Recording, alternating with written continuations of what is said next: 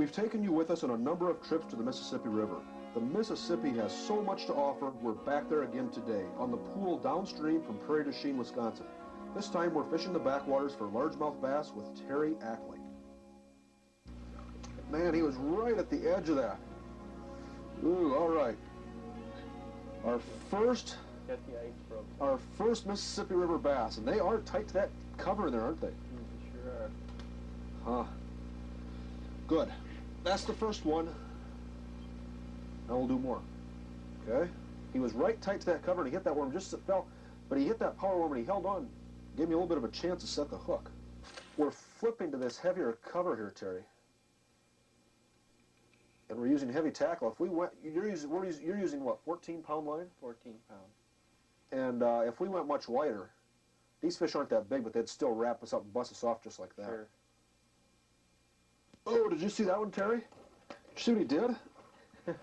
Gee He was whiz. aggressive. He was, wasn't he? Man, he was. I was lifting my worm up over the stump, and he came up and rolled on it, and I just dropped it right back down there, and he hit it, and boy, he hit it. He wanted it. And he's not that big. Oh, in here they seem to think they're bigger than they really are. These are fighters. But my worm was just dangling over that log there. And he rolled on it, and then he came up and hit it, and he swam right out of there. He hit that purple now. Purple with the blue fleck. Mm-hmm. Now, in the fall, on these cloudy days, you say that the fish will turn on later in the day and get more aggressive. Yes. Whereas if we had lots of sunshine, it'd be aggressive more of the day. Yes. Because the sun just warms the water up, right? Mm-hmm. Okay. Exactly.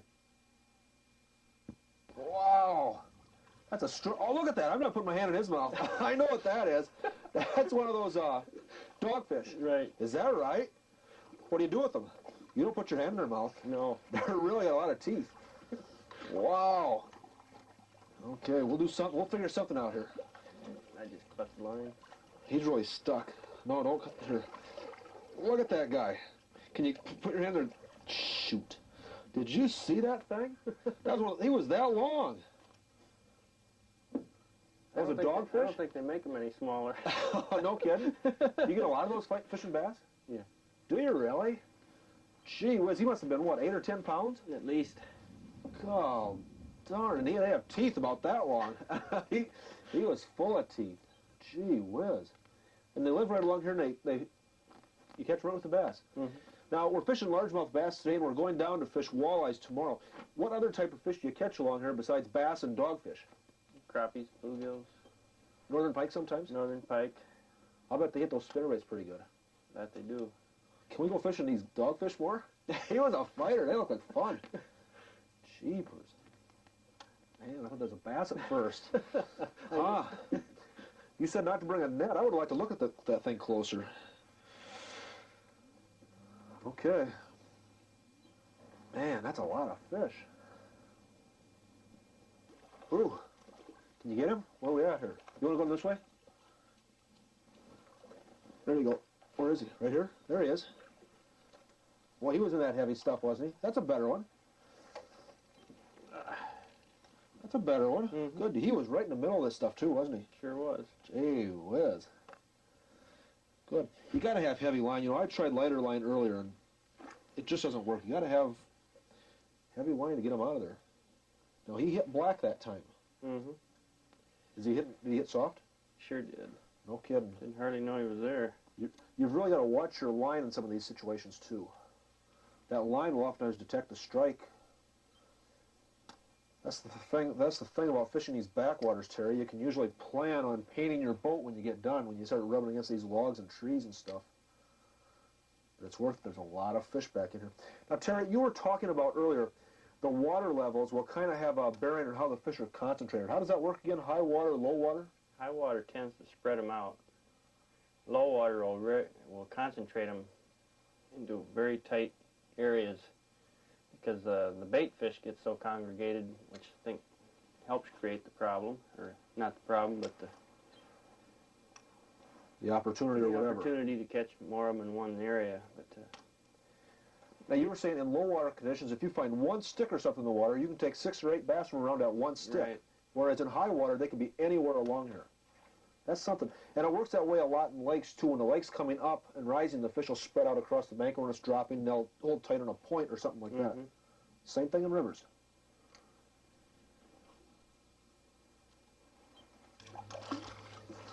Boy, he picked up and swam all the way out here. He massaged that log till he was going to hit. There has to be one in there. That place looks just too good not to hold a fish, albeit a small one. There's another one in there, though, I think. Boy, he smacked it. They don't grow quite as fast in rivers, do they? No. But they grow stronger because they're constantly fighting that current, all the time fighting the current. And they become very opportunistic in rivers, too. You can get by in rivers with some things, maybe a little bit. Your presentation doesn't have to be as exact in rivers sometimes as it does in lakes. No.